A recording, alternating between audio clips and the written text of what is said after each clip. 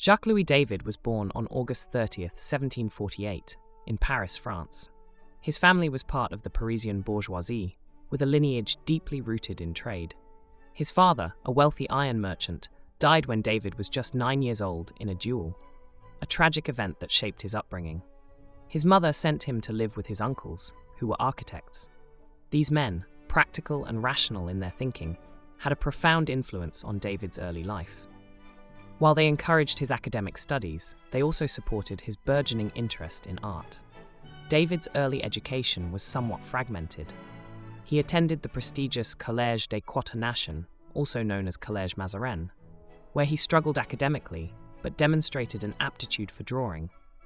His passion for art led him to pursue formal training, and in 1766 he entered the studio of the Rococo painter Joseph-Marie Vien, a prominent figure in French art at the time. Vien, though rooted in the Rococo tradition, was leaning towards Neoclassicism, a shift that would greatly influence David. Under Vien's tutelage, David developed a strong foundation in classical forms, precision in drawing, and an understanding of academic principles, although it would take years for him to refine his own style and technique. Like many aspiring artists of his time, David sought recognition through the Prix de Rome, a prestigious scholarship that offered young artists the opportunity to study in Italy. After several unsuccessful attempts, David won the prize in 1774 with his painting Erasistratus, discovering the cause of Antiochus' disease. This victory marked a turning point in his career, securing him a place in the Royal Academy of Painting and Sculpture. David's time in Italy from 1775 to 1780 proved transformative. He immersed himself in the study of classical antiquity, absorbing the grandeur and simplicity of Roman art. He was particularly drawn to the works of Renaissance masters like Raphael and Michelangelo, whose heroic figures and rigorous compositions left a lasting impression on him. During this period, David's style began to shift towards the Neoclassical, marked by an emphasis on clarity, order, and moral integrity. One of his most important early works, The Oath of the Horatii, 1784, which he painted after returning to Paris, epitomizes his neoclassical ideals. Based on a Roman legend, the painting depicts three brothers swearing an oath to defend Rome, their bodies taut with resolve, while their family members sit weeping in the foreground. This work, with its stark contrast between the men's stoic determination and the women's emotional vulnerability, embodies the neoclassical virtues of patriotism, sacrifice, and moral duty. The Oath of the Horatii was a resounding success, establishing David as the leading painter of his generation. The 1780s were a period of remarkable artistic success for David, but they were also years of political turbulence in France. As the ancient regime began to crumble under the weight of economic crises and social unrest, David found himself increasingly drawn to revolutionary ideals. His neoclassical style, with its emphasis on civic virtue, heroism, and moral rectitude, aligned closely with the values of the French Revolution. Art, for David, was not just a means of personal expression, but a powerful tool for political change. One of David's most iconic works from this period is The Death of Socrates, 1787, which depicts the philosopher calmly accepting his death sentence, surrounded by his grieving followers. The painting's subject matter, Socrates' refusal to betray his principles in the face of death, resonated with the revolutionary spirit of the time, and it cemented David's reputation as a painter of heroic themes. As the revolution gained momentum, David became increasingly involved in politics. He aligned himself with the radical Jacobins, a faction that advocated for the abolition of the monarchy and the establishment of a republic. David's association with key revolutionary figures like Maximilien Robespierre, Georges Danton, and Jean-Paul Marat propelled him into the heart of the political arena, where he wielded considerable influence as both a painter and a propagandist. In 1792, David was elected to the National Convention, the legislative body that governed France during the Revolution. His political role complemented his artistic one, as he used his paintings to communicate revolutionary ideals to the masses.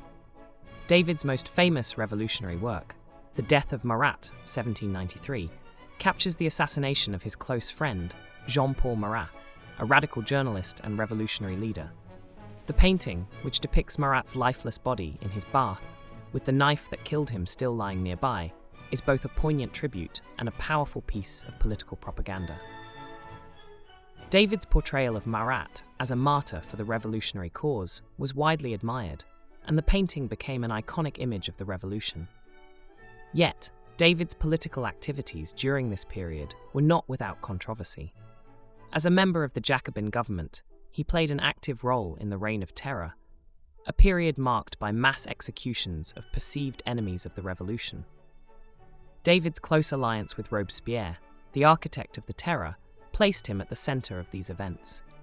He even voted for the execution of King Louis XVI, a decision that would haunt him later in life. After Robespierre's fall from power in 1794, David was arrested and imprisoned for his role in the Reign of Terror. Though he narrowly escaped the guillotine, his political career was effectively over.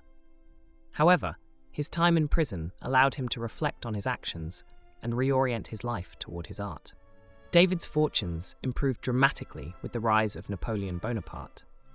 The two men shared a mutual respect for each other's talents and ambitions, and Napoleon recognized the value of David's artistic skill in shaping his image as a powerful leader. David, in turn, saw in Napoleon the embodiment of the classical heroism he so admired. Appointed as the official court painter to Napoleon, David produced some of the most iconic images of the French emperor. His painting, The Coronation of Napoleon, 1807, a monumental work measuring over 10 meters in width, depicts the lavish ceremony in which Napoleon crowned himself emperor. The painting is not only a celebration of Napoleon's power, but also a masterful display of David's technical prowess, with its meticulous attention to detail and grandiose composition. Another famous work from this period, Napoleon Crossing the Alps, 1801, portrays the emperor on horseback, clad in a heroic pose as he leads his troops across the mountains. The image, though idealized, became one of the most enduring representations of Napoleon's leadership and military prowess. David's relationship with Napoleon was not without its challenges.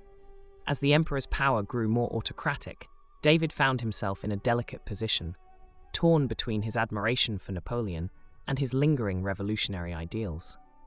Nevertheless, his association with the emperor brought him considerable prestige, wealth, and influence during the Napoleonic era.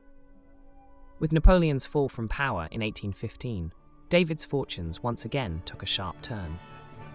As a former revolutionary and a close associate of the deposed emperor, David was considered politically dangerous by the restored Bourbon monarchy. He was exiled to Brussels, where he spent the last decade of his life in relative obscurity. Despite the loss of his political and social standing, David continued to paint during his exile. One of his final major works, Mars Being Disarmed by Venus, 1824, reflects a shift in his style towards a more romantic and sensual approach. The painting, which depicts the god of war laying down his weapons in the presence of Venus, the goddess of love, is a far cry from the austere neoclassicism of David's earlier works. Yet it retains the same mastery of composition and attention to detail that had characterized his career. David died in Brussels on December 29, 1825, at the age of 77. Though his final years were marked by exile and isolation, his legacy as one of the greatest painters of his time was secure. Jacques-Louis David's influence on the course of art history cannot be overstated. As the leading figure of the neoclassical movement, he rejected the frivolity and excess of Rococo art in favor of a style rooted in classical ideals of simplicity, order, and moral virtue. His work not only shaped the visual language of the French Revolution, but also played a crucial role in the development of modern political art. David's students, including Jean-Auguste Dominique Ingres and Antoine-Jean Gros, carried his legacy forward, ensuring that his influence extended well into the 19th century. His rigorous approach to composition, his emphasis on drawing as the foundation of painting, and his belief in art's ability to inspire civic virtue and moral reflection continue to resonate in contemporary art and culture. David's career, marked by both artistic triumph and political controversy, reflects the turbulent times in which he lived. He was a man of deep convictions, whose commitment to his ideals, whether revolutionary or artistic, shaped not only his life, but also the course of history.